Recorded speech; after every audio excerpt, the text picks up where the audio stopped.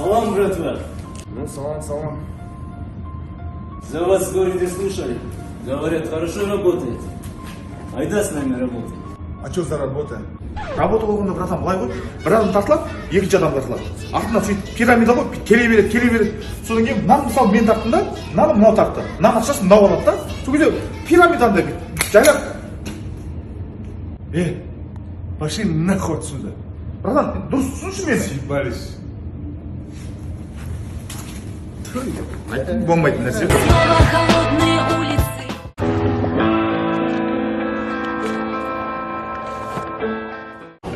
Чё? Разговоры жалғыз өзің келетін дерзкісің ба не? Денсаулығың мықты ма?